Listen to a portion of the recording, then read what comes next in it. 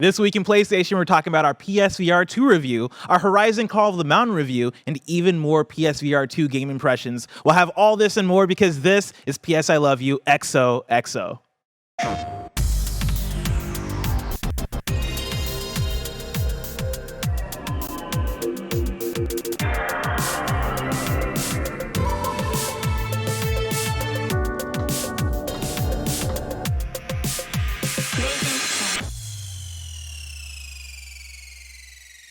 Yo, what's up? I'm Blessing. That's Janet. That's Parris Lily from the XCast, and this is PS I Love You XOXO, your weekly PlayStation podcast that you can watch live right here on patreon.com/KindaFunnyGames or later on podcast services around the globe. Remember, you can use Epic Creator Code KindaFunny on all Epic Store and Epic in-game purchases like Rocket League and Fortnite to help support the channel. To be a part of the show, head to KindaFunny.com/PSILY to write in with your questions, PSN messages, and more. And remember, patreon.com/KindaFunny will get you the show ad-free, plus a bevy of bonus content.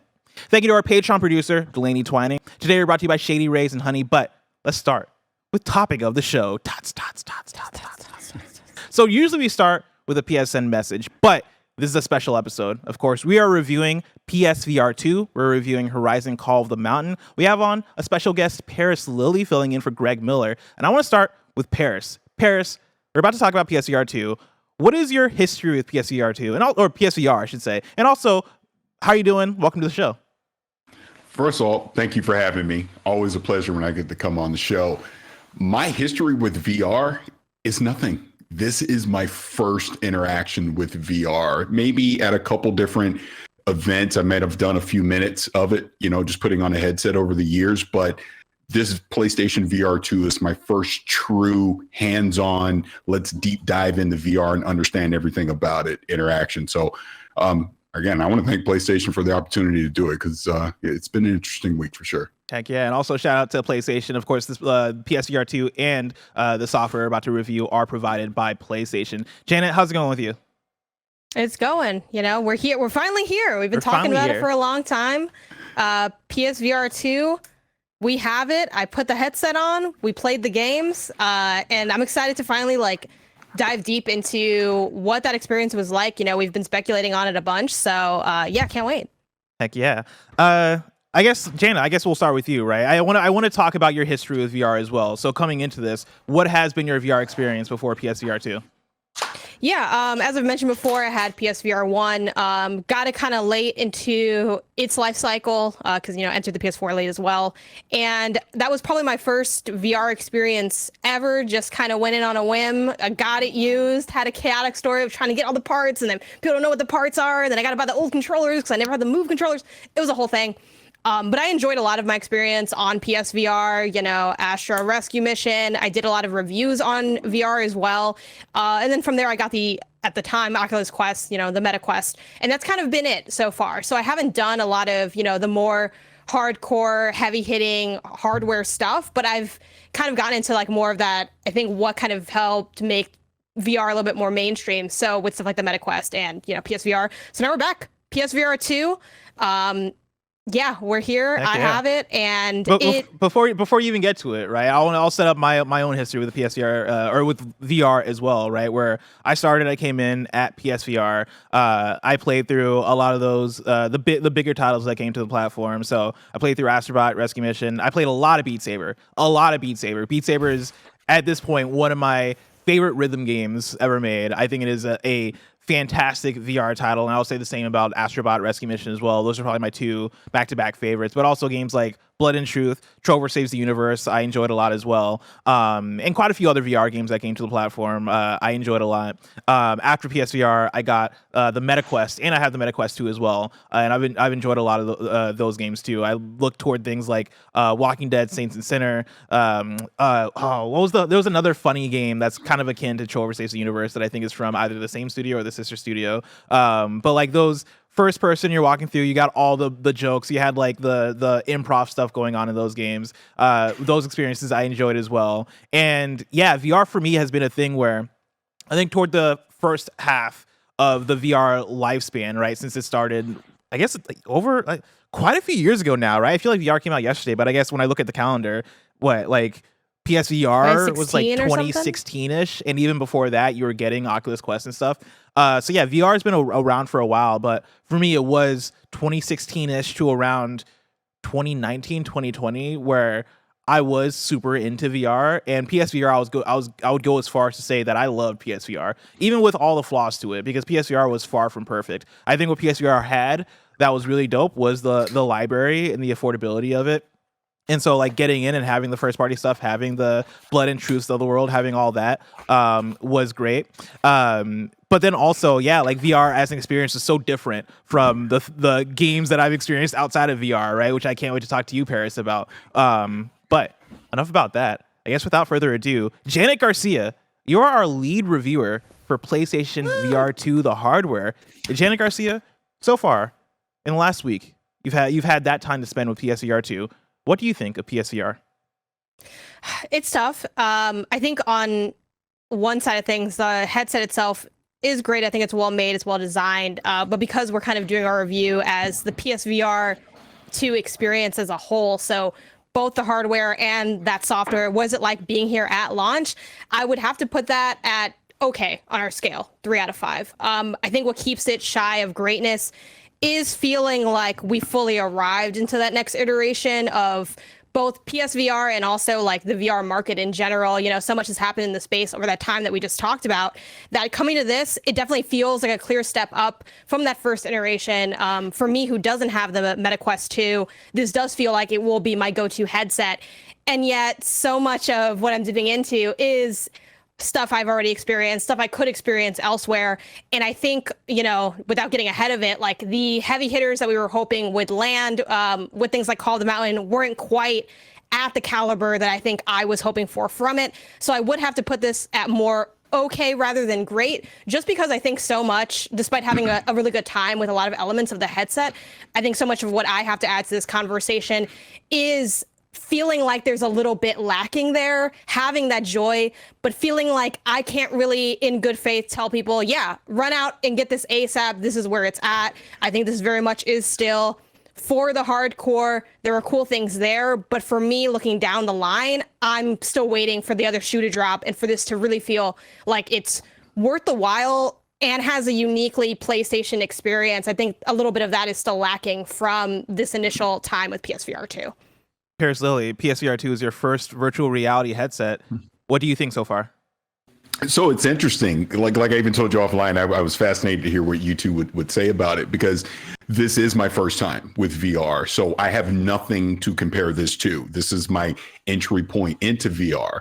So as Janet's saying 3 out of 5, I'm thinking 4 out of 5, because to her point, the hardware itself is well built. I think my initial impression was how light it is. I go, oh, this is really light. Very comfortable putting it on. I had no issues with that. Where I ding it slightly would be the actual Sense controllers. Not so much, and this could be a me problem. I have big hands. I found myself in a game like Call of the Mountain, not necessarily having to kind of search for the buttons every now and again as I'm playing through it. So it wasn't always seamless. I got better as I went along. But that was kind of my early impression of that. And the other thing would be, again, I have nothing to compare this to. So all these games are brand new to me. So I can't ding it for games that have previously been out because I'm playing them all for the first time. But I do think, when I think about Call of the Mountain, I know we're going to get into this more, but I think, all right, what are going to be the PlayStation built from the ground up VR games that we're going to see in year 2, year 3? What are third party support is this headset going to get year 2, year 3? So that, sure, I had this initial excitement for it because I'm brand new to it, the immersion, just everything that VR gives you. But am I still going to have that same excitement a year from now? What are going to be the games that will continue to grab me, to compel me to want to still play VR? Now, one other point I want to bring up is I had this pre-ordered. I was getting it anyways because I felt this is a 2.0 product. This is where I want to invest into it. I am probably still, to Janet's point, more of the hardcore, but I would say if someone had their heart set on this, if this is your first experience coming into VR and the $550 price point isn't a barrier to entry for you, I would pick it up. I absolutely would have still bought this, and I wouldn't have regretted it at all if I picked it up. There is enough there at launch for me that I'm happy with it. I just look far down the road to say, all right, let's make sure we're still getting support for this to keep me interested in VR, which I think we will. But that's kind of my thing. I don't want to see ports. I want to see things that are built from the ground up that truly take advantage of VR, because I'm sure we'll get into it. There's one game that I played that all of it clicked. I go, this might be my favorite game now because this clicked for me in VR, and I loved it. So that's kind of my opening thought. I'd give it a 4 out of 5. Hell yeah. I think for me, I also lean more towards the 3 out of 5 aspect, but it is hard, right? I do fluctuate back and forth between the 3 and the 4 score. And a lot of that is just the what this hardware brings as hardware versus what it brings as an experience. I think as hardware, if you're talking about fidelity, if you're talking about it being a step up from PlayStation VR 1, man, do certain games look fantastic in PSVR 2, right? It really is a step up. You're talking about the OLED display, you're talking about 4K visuals, you're talking about better frame rate, and I think all that stuff shows, especially in games that are a bigger budget, games that are a bit more full-fledged, like Horizon Call of the Mountain. You see that stuff really come to fruition in a way where I can genuinely say, I don't think you definitely would not have a Horizon Call of the Mountain on PSVR 1. That is the thing that stands out to me. The games look clean. The Sense controllers work way better than what we had with PSVR 1 as well. Again, if you remember, PSVR 1 had those Move controllers. It was either you're using that or you're using the DualShock 4, and the Move controllers sucked.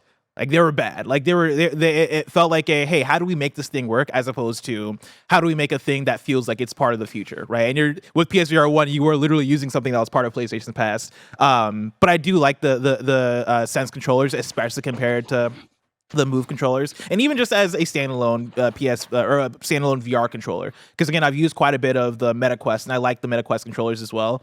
And the VR2 Sense controllers are way more aligned with that, but you also have some of the features that you see in the DualSense as well. So you have the adaptive triggers, you have the haptic feedback, and then you also have things like touch detection, which adds a bit more compared to what we had with VR1.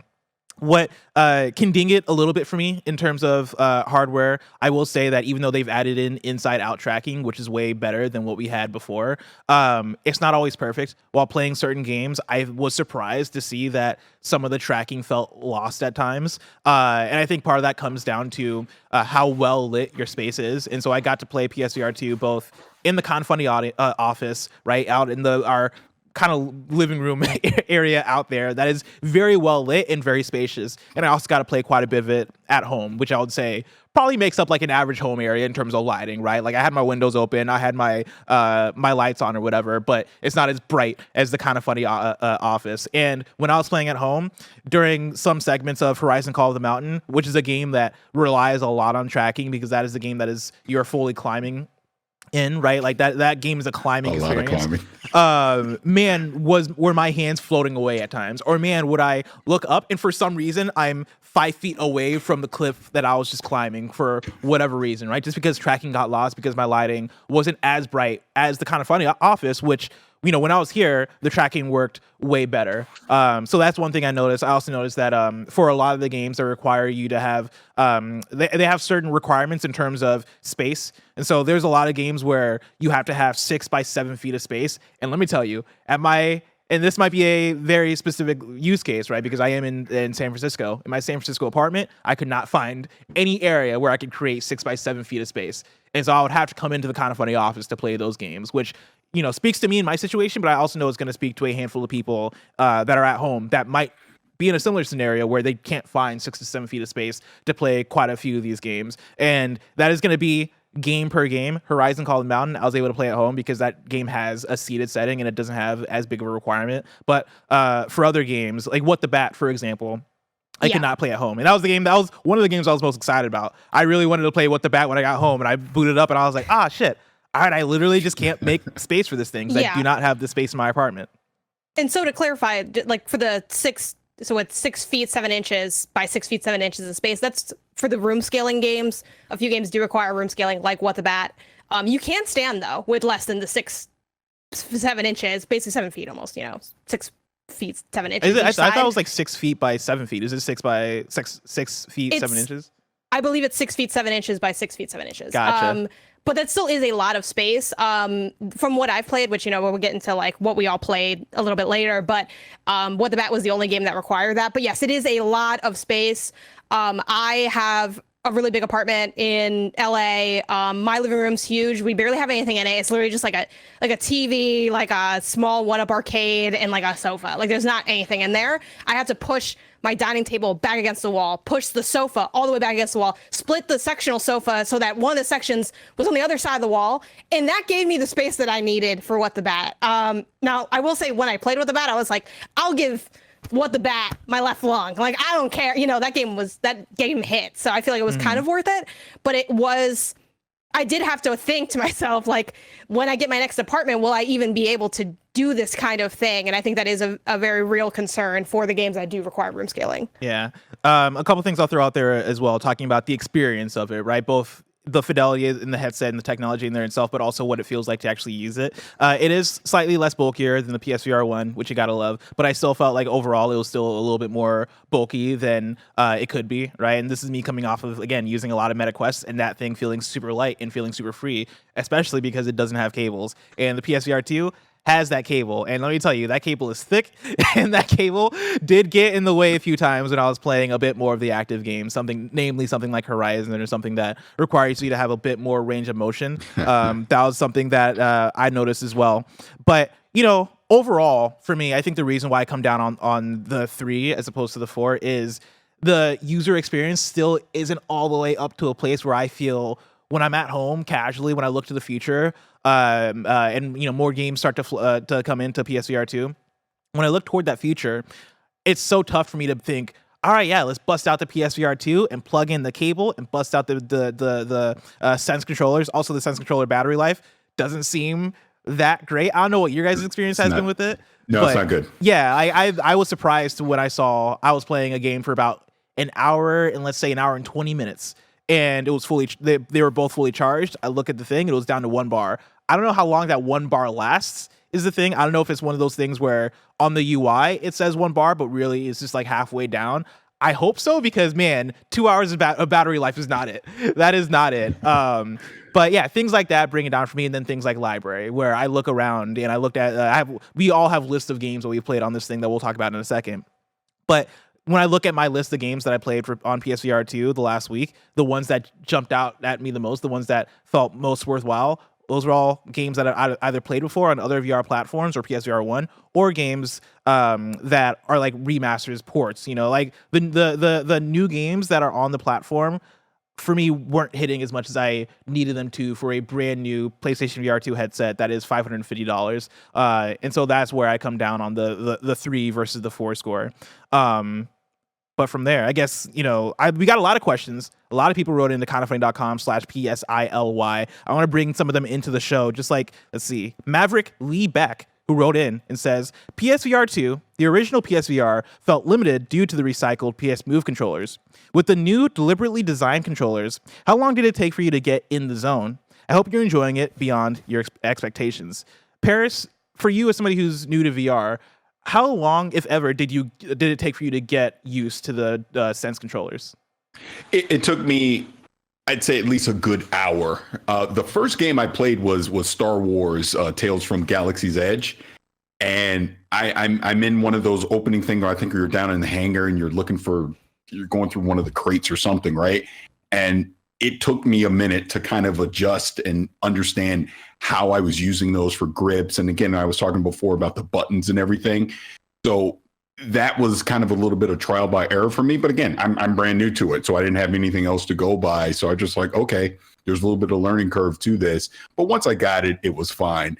Like I said, even before when I got into Horizon, it was more of just button placement, because when you look down, you're not seeing the controller. You're obviously seeing your virtual hands in there, but there'd be little indicators like, oh, I need to press like not the share button, but like the select button, right? Yeah. And I'm kind of fumbling trying to find that in certain instances. But as the hours went by, as I tend to use it more, It felt fine. I do think I have big hands. I do think they're built for people with smaller hands for sure. Cause I just felt like I kind of had a lot of overlap with the button placement on certain things, but I got used to it. Janet, how'd you enjoy the Sense controllers? Yeah, I thought they were really comfortable. Was really interested to hear, again, I think I have the smallest hands of anyone on staff. So I'm like, all right, this is Small Hands Jay here to give this review. I was really comfortable with them. My only other experience outside of course, the Move controllers is the controllers on the MetaQuest 1.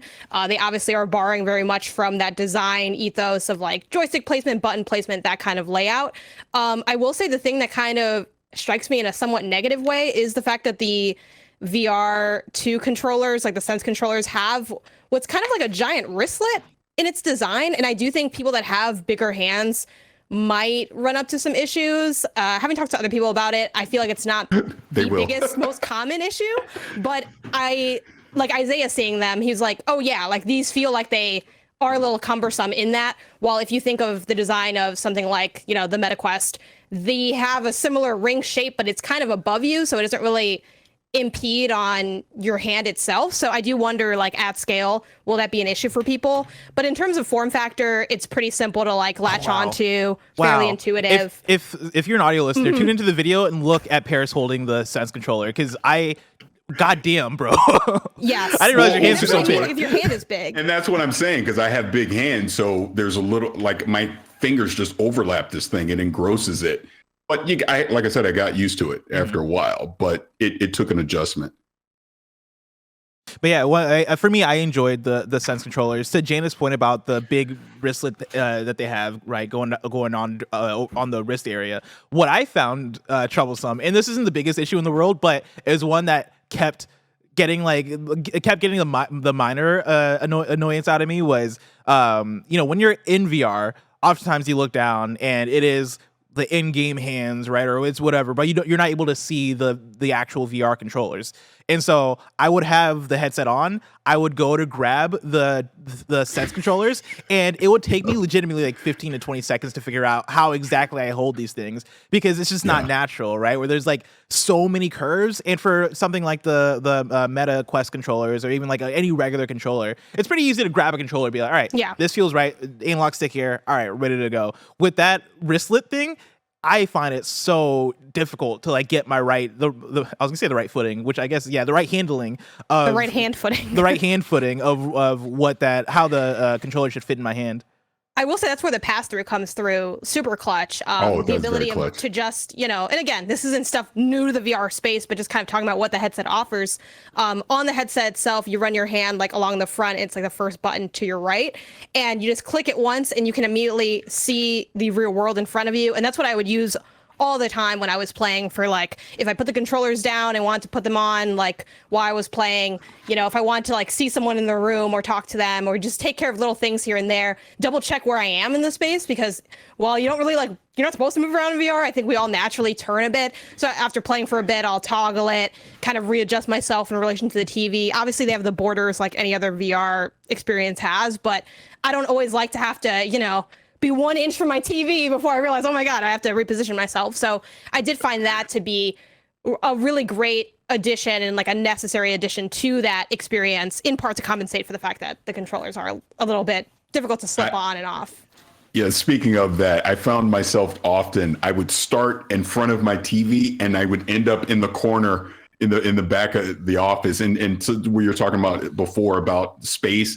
I don't have enough space in this office either. So, but it didn't become too much of an issue, other than, I'm a roamer clearly when I do VR, because I'm in the corner, I'm back at the door, all over the place.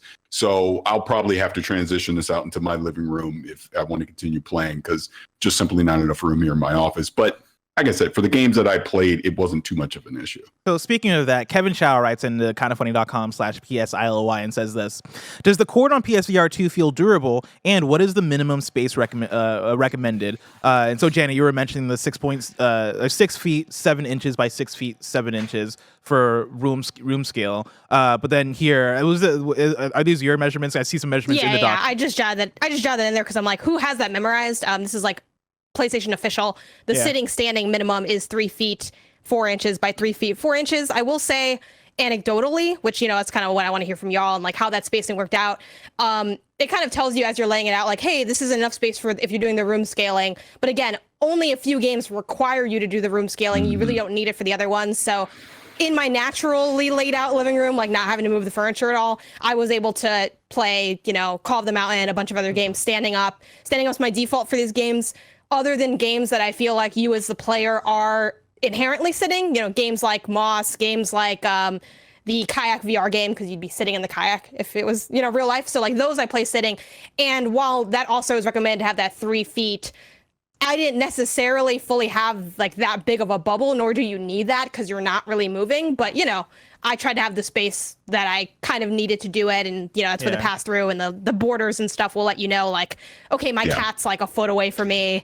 Try not to hit the cat, you know, that kind of thing. So I did feel like outside of the room scaling, the requirements felt very akin to what I experienced on Meta's platform. What about y'all? Obviously, Parris, you know, first time in, but Bless, did you feel like other than those room scale games, you kind of needed around the same amount of room as anything else? Was it what you expected? No, like again, games like Horizon Call of the Mountain that do allow you to sit and don't require the room scale space were totally fine for me. The only thing that would be the you get used to like hitting the boundaries, right? Where you reach too far outside of the space, and then the game will warn you with the outline of where you're at, and will tell you, hey, you're reaching too far. I was hitting that quite a bit, but again, that's more on me and the space that I'm in versus what's going on in the actual game itself. You want the headset to tell you if you're about to like punch your mirror in your room or something.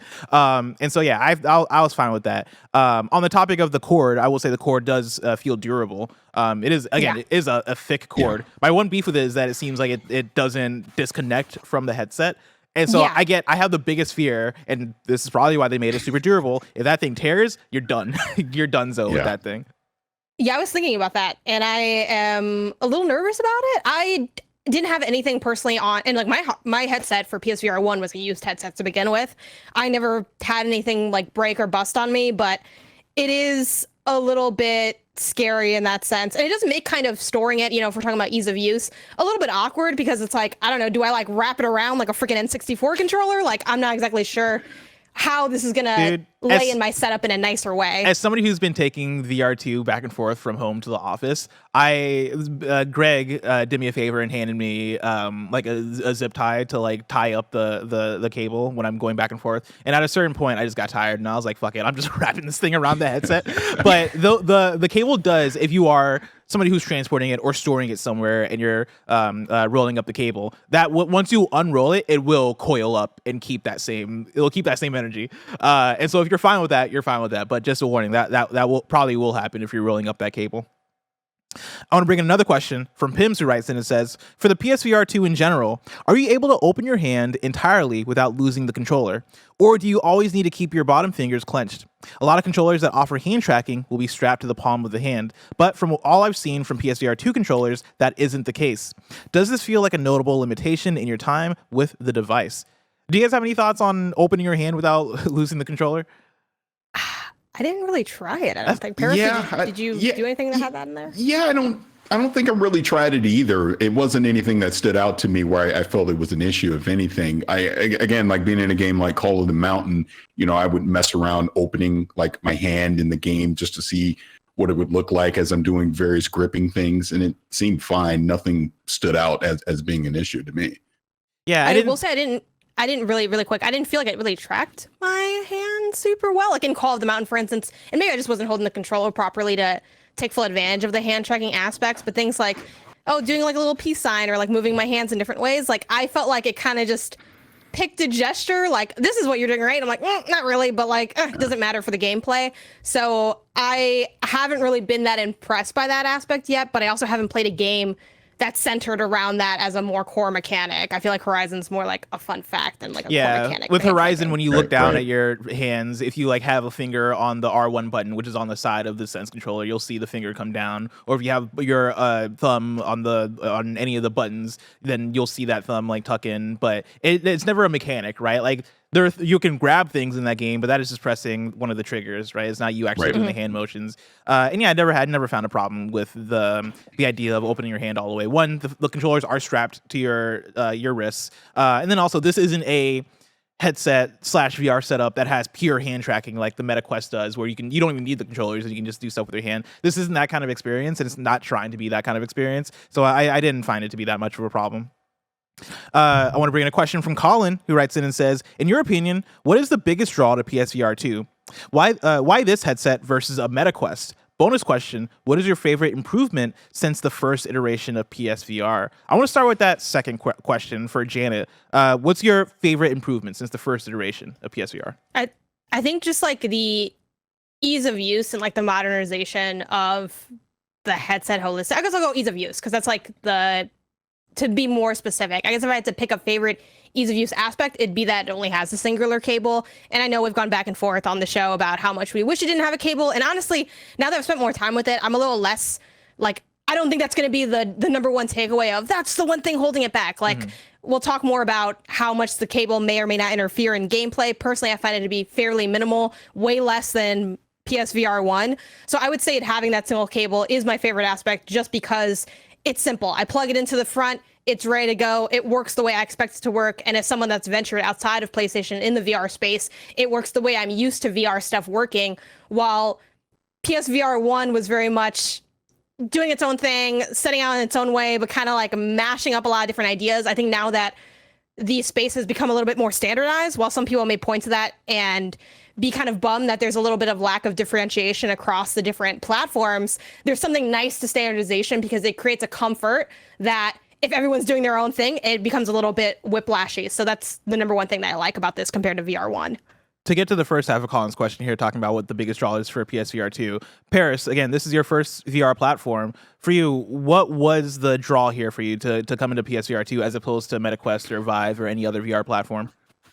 I mean, my thing was the fact that it was PlayStation and it was their second attempt at it. And the fact that we know PlayStation is going to commit, at least from a first party standpoint, to be delivering games to this, which should also attract more third parties to want to bring games to this platform as well. So that was kind of my thing. That's why I was more than willing to take the leap of faith and pre-order it and jump into it. But now that I've actually had it in my hands and I've been experiencing it, probably the biggest thing for me is just the visual fidelity of it. Again, I have nothing to compare it to, but to have that OLED at 4K, 120 hertz. I mean, again, we talk about Call of the Mountain. It is probably one of the more visually impressive games that I've ever seen. Obviously, the most impressive that I've seen in the VR space. It's like, I was just like a lot of wow moments going through that. So that would probably be my initial thing. Yeah.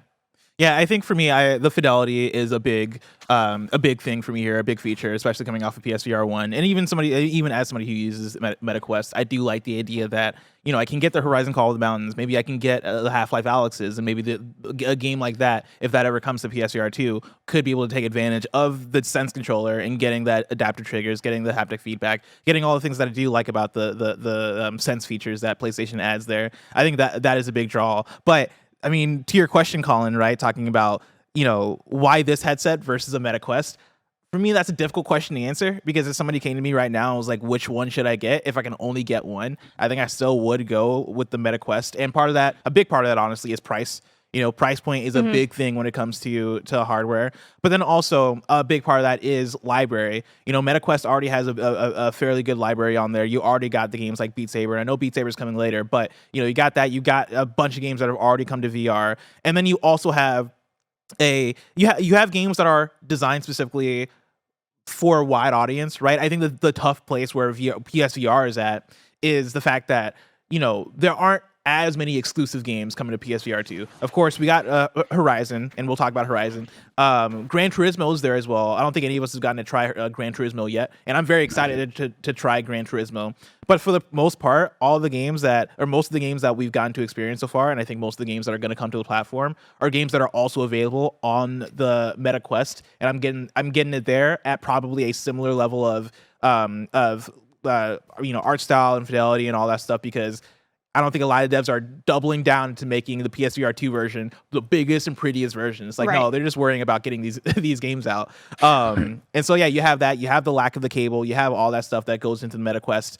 And I probably would tell somebody to go there until the library is there with PSVR 2. Of course, we can't predict the future. We can predict in terms of what we think is going to happen. But who knows? Maybe you get some bangers down the line. Maybe Gran Turismo and Horizon Call of the Mountain might be enough for you to want to come in. Maybe down the line you get a Spider-Man or a God of War VR game or more PlayStation first-party stuff. Astrobot. Yes. Oh man. Even if you just ported the old one, I think that'd be like kind of enough. 1000%. But like genuinely, yeah, like it's interesting too because it's VR is such still a niche, and I think the style of game is often fairly different than what you experience in like the mainstream console PC gaming space, that there's different things that'll draw different people to different places. So like for me, it's such a weird spot because like I don't have the alternate universe where like I'm Ubless and I already have like the MetaQuest 2. Since I don't have that yet, I'm like, okay, I'm just gonna go all in on this headset because like I'm not gonna drop another like 400 because they both will have the same overlap to some degree. To your point, yes, the library is way bigger inherently on MetaQuest 2 because it's already established, it's already going. They're kind of, this is what they do versus like PlayStation. This is their like second entry point into the VR space. But I am excited about the prospect of having, like, for me, that appeal is like, to Parris's point, it's being on PlayStation, it's the community, and it's the potential of having the those trophies. Yes, I mean, the trophy's it, you know, like, what can I say? But I will say, on a more like specific level, I actually am really enjoying the integration of the haptic feedback. I don't know how I feel about the headset vibrating. Like, it does kind of work, but at what cost? Like, I don't know if I like that aspect, but I do feel like I enjoy the haptic feedback in the Sense controllers a little bit more than like I have in, you know, previous VR experiences. So I don't know if that's quite enough to warrant the extra money that it does cost to enter into the VR space through PlayStation, but that is something that I'm enjoying versus other platforms that I've played on. Shifting gears, I want to bring in a question from Matt Grover, who writes in kindafunny.com/PSLY and says, for those who have problems with motion sickness while playing VR, does PSVR 2 do anything to alleviate that, or is it the same old song and dance? What if anything, do you think would help that? Have you guys had any experience with motion sickness? During especially PSVR you, 2? Paris, because it's your first time. So like, what has this been like? Yeah, none, zero. I did let my son play as well. He initially was mentioning, he was like, oh, I made him feel kind of sick, but then he came back the next day and he said he was fine with it. But I've had no issues at all. It's been actually, I take that back. When I was in Star Wars Galaxy the first time and I was doing like the quick turns, I felt kind of disoriented for like half a second. But then it kind of passed and I was okay. That was probably the only time when I played. Yeah, for me, I had to settle in a little bit to Horizon specifically. Horizon was the first game I booted up, and I wanted to try and they have a bunch of different control schemes you can do for Horizon, which is dope as hell. I try to use the stick to move, and I try to rotate my camera with smooth movement, and you should not do that from the get-go, especially if it's your first time in VR. Do not do that, right? Do whatever the comfort settings are. But I've done VR before, and so I wasn't thinking that would be a big problem for me, but it has been a little while since I've done VR. And so starting off Horizon like that was a mistake. Immediately I was like, no, I do not need to do this. Let me do a bit more. Let me swing a little bit more to the comfort side. And with that, for Horizon, one of the options is to do movement via swinging your arms like you're running. And I like that helped. It fixed any motion sickness that I had, but also it made me look like a buffoon. I was playing Horizon in the KindaFunny office, and as I was moving around, I could feel people looking at me. I could tell that I looked like a doofus. Me recording you. Yeah. That's why you hit that toggle and you see everyone like staring at you. I knew I was gonna range, get recorded. But yeah, like you have features like that help out a lot. The one thing I will say, the one game that did fuck me up a little bit, Kayak VR. I've been talking a little bit about Kayak VR as we. I got a lot to say about Kayak VR. Who would have thought a game where you're going at high speeds on a boat? Who would have thought that would have gotten me a little bit sick? But yeah, I played Kayak VR for like 30 minutes, and by the end of that, I was like, ooh, maybe I should put this down for a second. And I put it down, got up, and I went to lunch afterwards. And as I was driving to lunch, I was like, oh no, I'm feeling it still. Like this does not feel good. And to shoot them some bail, I think they have done updates since then. I don't know if they've addressed motion sickness stuff, but they have added updates. So maybe that is fixed by the time it gets to you. But yeah, that was one that was a little bit of a struggle during the review process. But other than that, I think I don't know how this works, so this might be me spouting nonsense. I assume the eye tracking must help with that. I want to say we might have read something online about eye tracking maybe helping with motion sickness, but I couldn't say for sure. That's just me theorizing. But yeah, that's pretty much been me with motion sickness. Janet, I don't know if you had any. Oh, My We God. got some footage pulled up here. Barrett has footage of me playing Horizon. You look like there's a lot to unpack in this image that we're seeing here. It is so funny that you're like in this little office chair doing VR. I do find it weird that you played Call of the Mountain sitting down. Like that trips me out. I think Really? that's very much a game that like it just feels more comfortable to stand because like your character is standing. I felt like I was gonna fall over a lot when I was standing up. That's why I had to switch to sitting down. Yeah. Okay. So here's the thing, because I was hitting a bus, and I got this fairly late into the review cycle, so like I didn't start until like I got my headset on like freaking Saturday. So it went hard Saturday. I went hard Monday. I took off Sunday for the Super Bowl and Tuesday for Valentine's Day, and now it's Wednesday. Welcome to the half week of my life. This was the whole experience was definitely physically strenuous because I played a lot of hours in not that much amount of time. So there was a lot going on. This is the first time I probably felt motion sickness in VR, but it's also like approaching the most I've played in a small period of time. There definitely, warrants small bursts instead of like longer sessions. I think for me, it's so funny because for so long, I'm so tired of teleportation in VR games. I feel like it's so unimmersive. I want to just walk. And then Horizon Call of the Mountain said, go for it. And I was like, man, I don't feel so good. Yep. I was hitting that Tony Stark, I don't feel so good. So yeah, I would say the things that alleviated, there's again, different settings like Horizon, for instance, I am playing on kind of like the middle ground setting. And it has things like having this kind of like that vignette filter thing on the side that kind of darkens the edges to kind of ground you a bit. I did find the need to kind of like have my feet a little bit staggered and to, just kind of be a little aware that specifically the combat was totally fine and totally comfortable. I think they nailed how to do that combat in VR. I think generally like walking from point A to point B though was a bit a lot.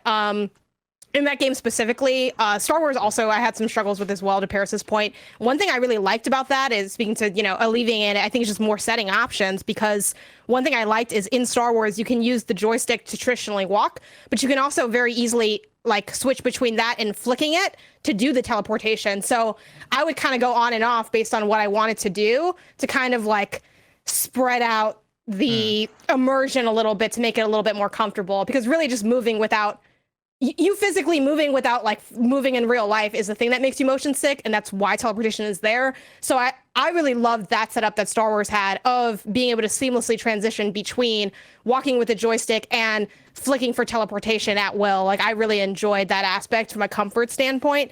But yeah, I mean, I think if you're someone who's like, I literally cannot play VR because I get so sick, then this probably won't change anything for you. And I would just recommend, sitting down if anything, because usually the stationary games are pretty chill for even people who are prone to motion sickness. So we've been talking a lot about hardware. I feel like we've been holding back on software, and I think we might as well just jump straight into software. But before we get there, I want to let people out there know about patreon.com/KindaFunnyGames, where you can get the show ad-free. And speaking of ads, let us tell you about our sponsors. Shout out to Shady Rays for sponsoring this episode. Look how cool I look. You too can look this cool. Our friends at Shady Rays have you covered from the sun to the slopes with premium polarized shades, customizable snow goggles, and so much more. Shady Rays offers the most insane protection in all of eyewear. Every pair of sunglasses is backed by lost and broken replacements. If you lose or break your pair, even on day one, they told us they will send you a brand new pair, no questions asked. They'll also provide 10 meals to fight hunger in America with every order, and have donated over 20 million meals to date. That's fantastic. There's no risk when you shop with Shady Rays. Their team always has your back. Exclusively for y'all listeners and watchers right now, Shady Rays is giving out their best deal of the new year. You can go to shadyrays.com and use code KindaFunny for 50% off 2+ pairs of polarized sunglasses. Try for yourself. These are 5-star rated by over 200,000 people. Again, that's shadyrays.com. Use the code KindaFunny. Shout out to Honey for sponsoring this episode. Honey is the easy way to save when shopping on your iPhone or computer, and thanks to Honey, manually searching for coupon codes is a thing of the past. And we all know there's nothing better than the feeling of saving money. Honey is the free shopping tool that scours the internet for promo codes and applies the best one it finds to your cart. When you check out, the Honey button appears, and all you have to do is click Apply Coupons. You wait a few seconds, you see the fun little dancing guy. Honey searches for coupons, and it finds finds you the best ones. And then you just watch the prices drop. We here at Kinda Funny have been using Honey for years, and it's helped us save thousands on tech, costumes, food, you name it. Honestly, I just love how easy it is to just set and forget and save. That's the best part. Honey doesn't just work on desktops, it works on your phone too.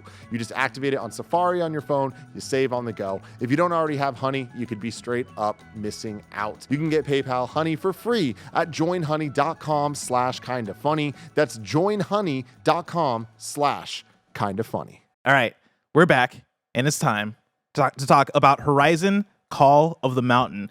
Parris, I want to start off with you. What are your thoughts on Horizon Call of the Mountain? I had a text exchange with Greg about this over the weekend. I like it, but I don't love it. I think from a visual standpoint, it's, as I said before, the most visually impressive VR game that I've played so far. I found myself fighting the controls a little bit. To your point about movement, I did do the comfort setting. I didn't start that way, but I quickly transitioned to that because I'm like, no, this isn't going to be for me. But I went to the comfort setting on that. And my actual thing is, it's funny, Janet brought up about how they nailed combat. I'm not saying that they didn't. This clearly could be a me problem. I kind of on the struggle bus a little bit with the combat. It just didn't 100% click with me. I've gotten better as I've gone along. Again, I think that's a lot of it with me. This is kind of my first time coming into VR, so getting oriented with the way things work in VR might be part of the issue with me. But the combat hasn't been my favorite thing to do in there. There is a lot of climbing in this to do. Obviously, I understand that Gorilla and wants to show off how VR2 works and how the Sense controller, all the different things that you can do. So in that way, this is a showcase game. So I'm not like, oh my God, this is the greatest Horizon game ever. And I'm a huge Horizon fan. And I think the other part of this is because I like Forbidden West so much, and this clearly is still in that world, I just kind of want to pick up the DualSense and just play that way. But that's just me. And again, I get this is supposed to be a VR game and you're supposed to do more quote unquote VR things in it. But because it's a Horizon game, my brain just wants to play it like Horizon. But as I have said before, I'm getting better. I would say I'm probably about halfway in it so far because I've been, going back and forth between all these different games. But I would say with all this, because I sound like I'm complaining, I would say though, if you're picking up a VR2, absolutely pick this up as a companion piece for sure, because this is, from a visual standpoint, it's stunning. You're going to have a lot of wow moments in it, and maybe it's just a me thing with the combat versus other people. So I don't want to condemn it, but I just think I need more practice. I guess that's the best way to say it. Whereas I do like the crafting aspects of it. There's a lot of little things about it that I truly do enjoy. It's just when I get into these combat situations, I'm just not having the best time. And that just may be me fighting with the controls a little bit, and I just need to get better at it. Janet Garcia, how do you like Horizon Call of the Mountain? I'm kind of similar to Parris in the sense that, like, I like it, I don't love it. It is so frustrating. What another day in the life of a Horizon stan. I love the franchise a lot. Again, I talk about it all the time. It's like the most critically acclaimed franchise that no one gives a fuck about. Like, so many people are like, oh, I don't know, it just doesn't quite do it. And this game is the epitome of that, which is why that it's just so frustrating for that reason, despite the fact that, much like Parris, I definitely think this is a must-have game if you're getting PSVR 2. I think it has a lot of fun elements. My number one beef with this game is, while I enjoy the climbing fine, I really like the combat a lot. Again, the walking point A to point B is a little meh because it just doesn't quite hit that well in VR. All that being said, the problem with Call of the Mountain is that it feels like a lot of good, maybe even in some cases great mechanics just kind of stitched together.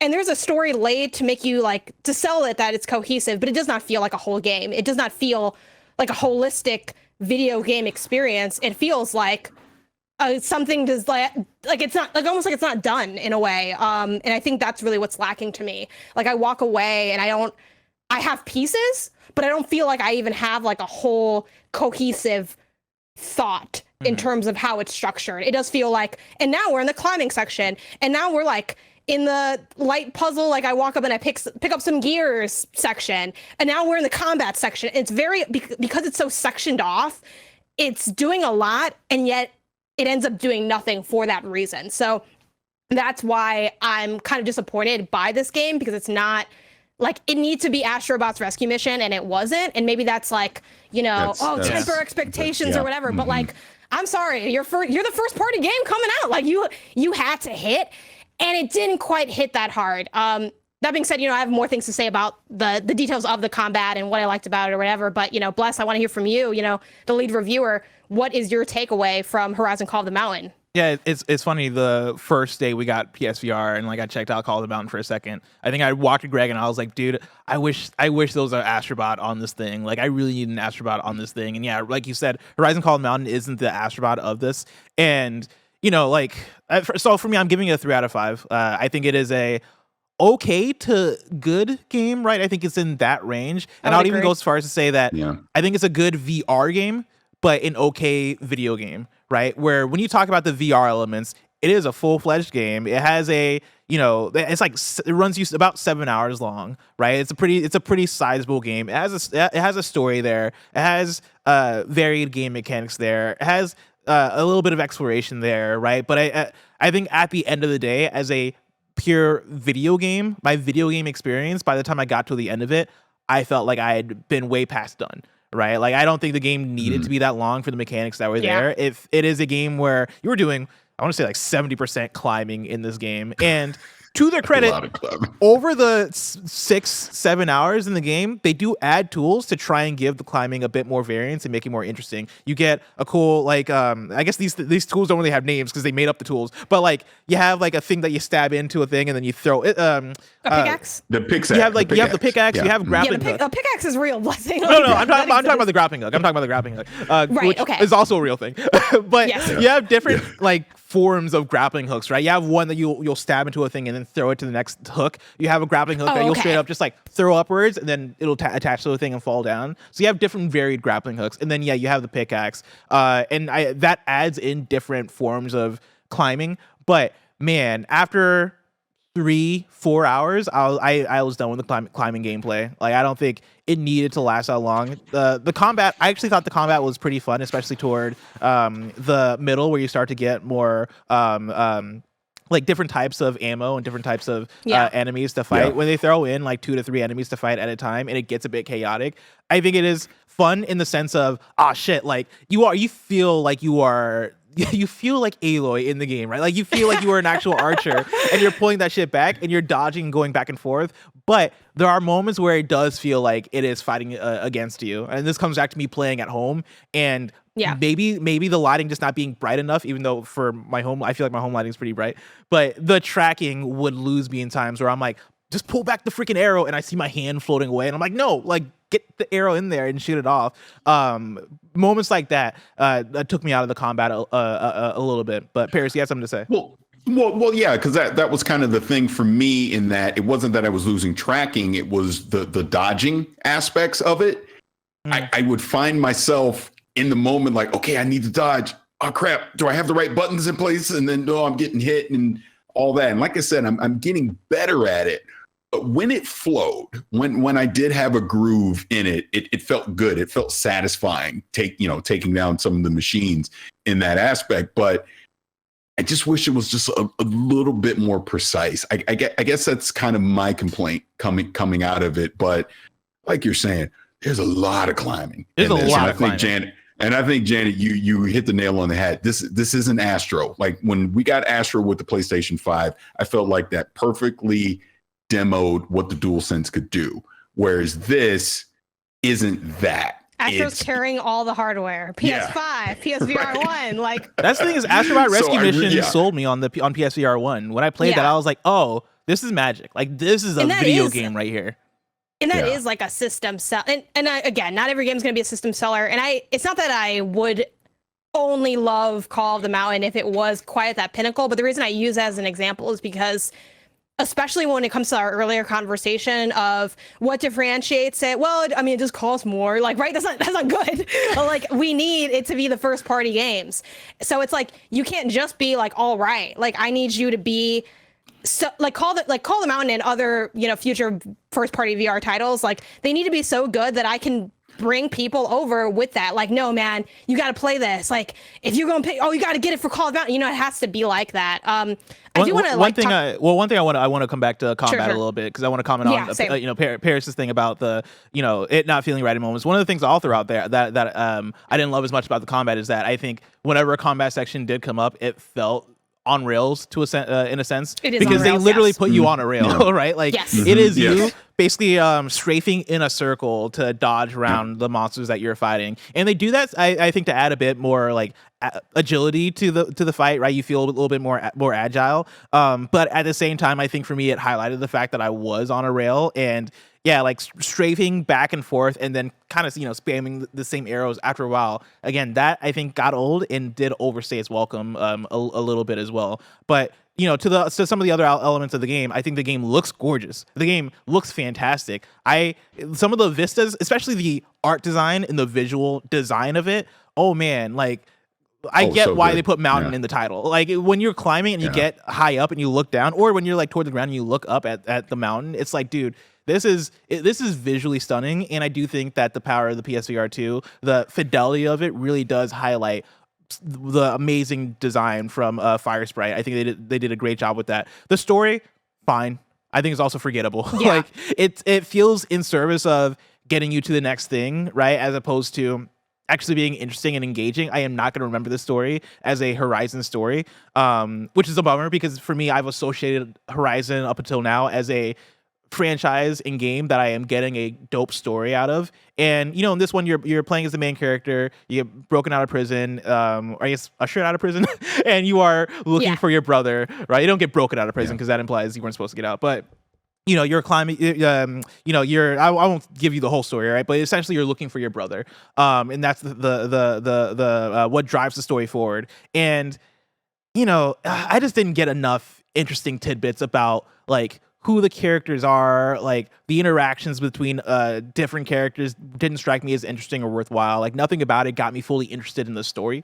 And that's another part that bummed me out as well. But, you know, I think at the end of the day, when I think about the positive things that are the takeaways for me for Horizon Call of the Mountain, it is how good it looks. It is the fact that they were able to make a VR game that is running you 7 hours long, right? Like, if for people that are Horizon stans and really want to check this out, you're going to get your money's worth in terms of playtime. But I do think that there could be some improvements just in terms of the game mechanics themselves. For me, they got old by the time I got to the end of the game, unfortunately. Yeah, I think for combat, like, there's so much to unpack, 'cause there's like a lot they do with it, which I do want to compliment. Again, I don't want people's takeaway to be like, oh, I think this game sucks or something. Like, it is good. It just feels like a meal where all the stuff wasn't mixed together. So it's like, why am I eating cucumbers directly on the side of rice and then going back to eat the rice? Like, why is this not all mixed? You know, why is the meat not mixed in? And that's kind of my overall beef with it. And the fact that I think the best part, or the most unique aspect, is the combat. And it is a lot of like long climbing section, which if you like climbing in VR, you're like this. But if you don't like climbing in VR, I have bad news for you. You're going to climb a lot in this VR game. This is a climb. And to be fair, as a climbing game, like, this is a great climbing game. Yeah, this is climb of the mountain. And I like climbing. Like, I did that in, like, there was like a National Geographic game or something where I was climbing it up. I was taking pictures of penguins and shit, you know? Like, I can climb. I'm down for the climb. But it was a lot. And because I loved the combat the most, like, it did feel like I was just waiting for that next combat sequence where I'm like, oh, thank God, some fucking food. And then I go back and I climb more. That being said, the combat's dope as hell. Like, it just take a little bit to, like, learn, get used to, okay, how do I take out my bow? And then, okay, I got my arrows and all that. But there's so many cool things with, like, how you craft the arrows, and like you pick up your items and you physically craft the arrow. Like, you turn the bow to the side and then you select craft and you put on like the feather and the end piece. And like, there's other really cool details that like fans will appreciate. Stuff like when you kill, well, like, I don't know, like light spoilers, like when you kill like the first Watcher, I was like, as soon as I was playing, I'm like, I was looking for what are those Horizon things they're going to have in there. And one is like taking machine parts. And while I don't quite do it the same way they do it in the main game, where it's like, oh, I'm getting all these machine parts to like make things, you can like pick out the eye by hand and like pull it out of the head. Like that shit is cool as hell. Like, it is very much fulfilling a bit of that fantasy of being in that world, of being a hunter, a person, like, again, you're not Aloy, but like playing that role of that we're used to Aloy playing.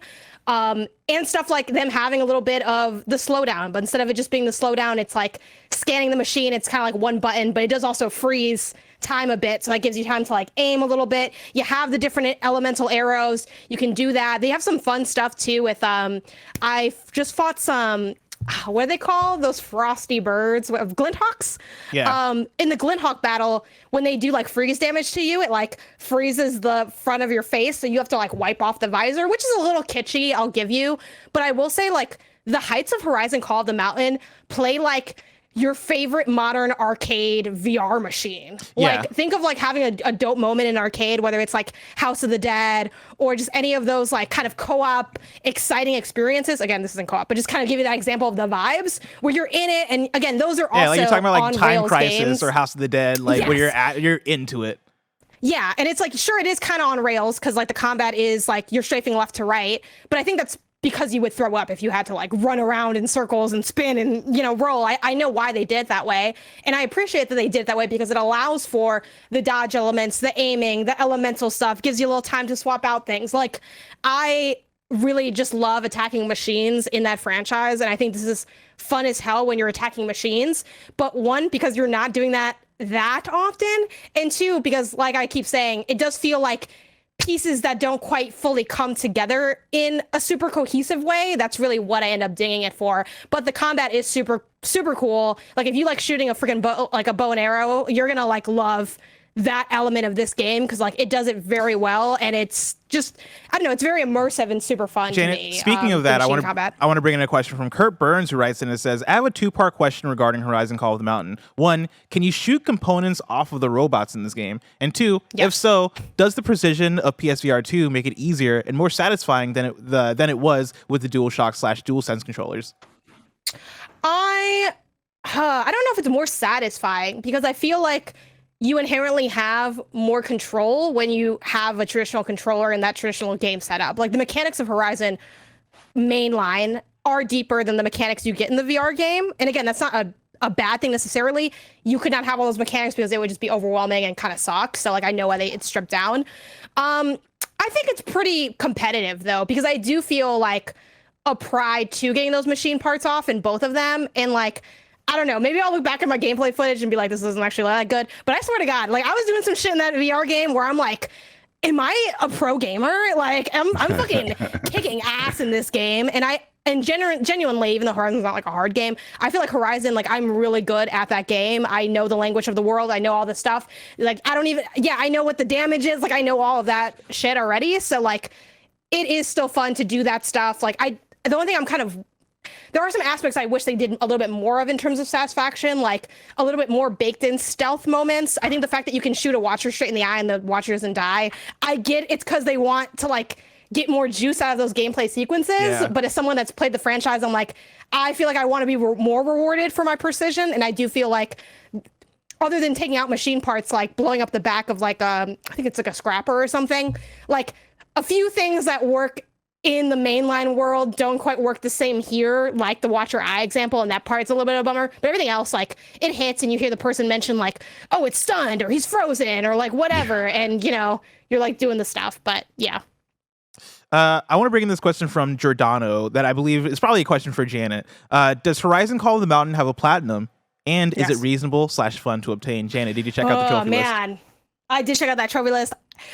I don't know if it's going to be fun to maintain. And bless, you said you did beat this game completely, right? Yep. Okay. Is there like a chapter select or like an area? Is it easier to like rerun mission? Because a few of those trophies, okay. In the hub area, there's a whole mission select thing.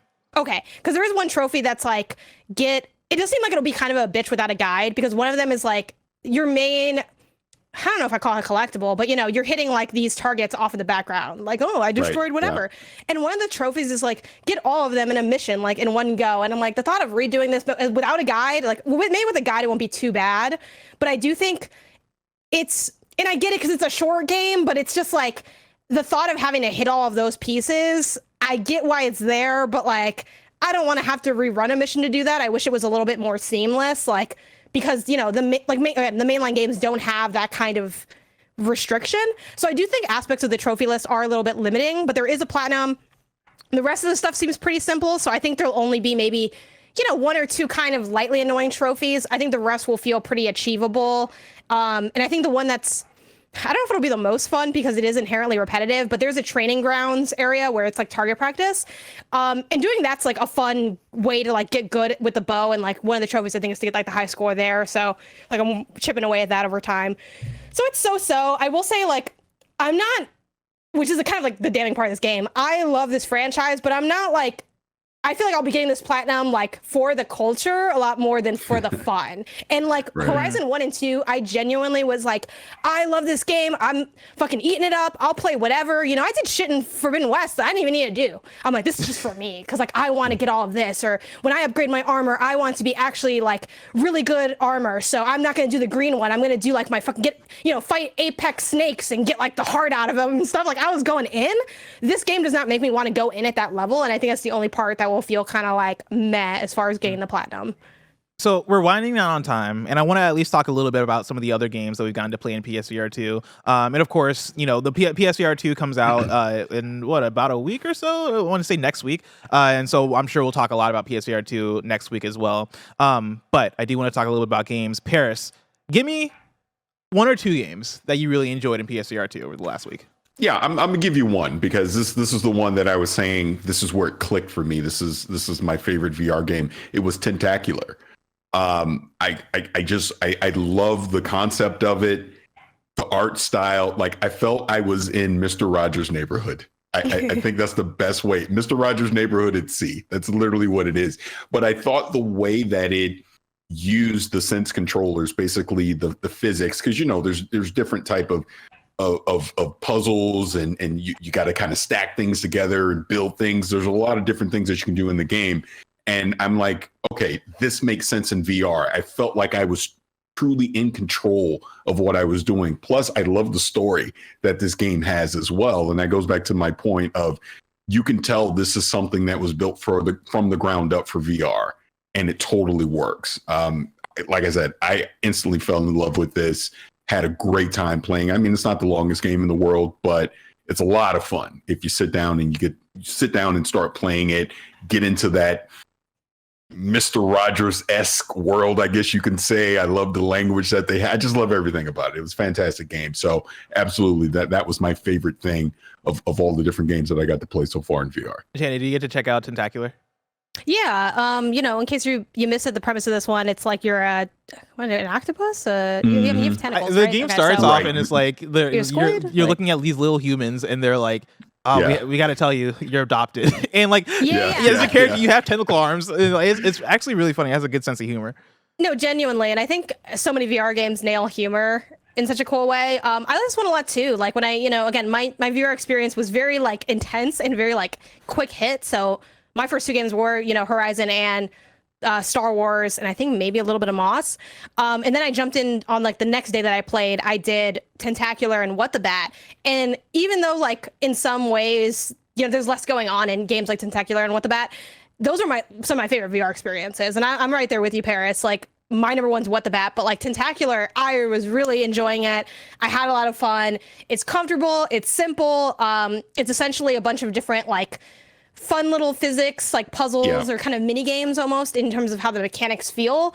But the idea is stitched together well in like a cohesive way of, you have like these little jobs in town and you're like going, when you have your like home base, it like makes sense narratively as well. And like they have like some cool little extras of, as you play, you like unlock more items for like this little area that's just yours and you can kind of mess around there. So I feel like I did such a good job taking advantage of what that baseline mechanic is of like moving around, like experimenting with how you can hold and flip objects, having little stuff like an easy way to like reset the level or to like swap to the city if you need to.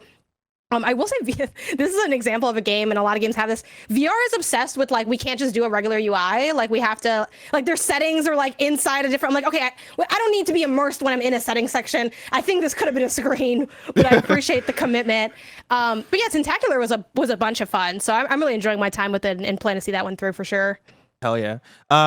For me, I started off. I took VR home. I did the thing where I looked at I tried different games, and they were like, "Hey, you need 6.7 feet by 6.7 feet," and I was like, "Ah, shit!" And I booted up this game called Demio that had appeared before in the PlayStation State of Plays, and it's like this cool tabletop board game where you have different characters and character archetypes you can pick, and you are playing against this dungeon master, and you're playing on space. You're playing on a board, and you can move a certain set of spaces depending on what your abilities are and what your character is, and then you're fighting in like this fun little tabletop game that takes place in like a bedroom, right? But you can zoom in and really get close and feel like you're actually in this tabletop dungeon.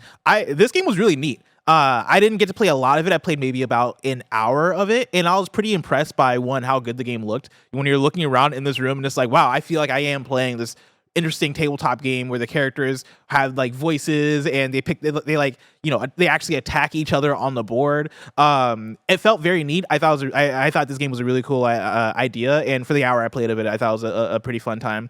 So I played that, and then I went through some games that I'd play Kayak VR. It was interesting. It was cool, right? I got motion sick, and I'm not gone back since then. Kayaking is also hard, and I will say that game's hard to play because since you don't have any doofy peripherals for this console yet, I don't know if we ever will. It's hard because you would need to be holding a stick that's like horizontal and stationary, but you have your two loose hands.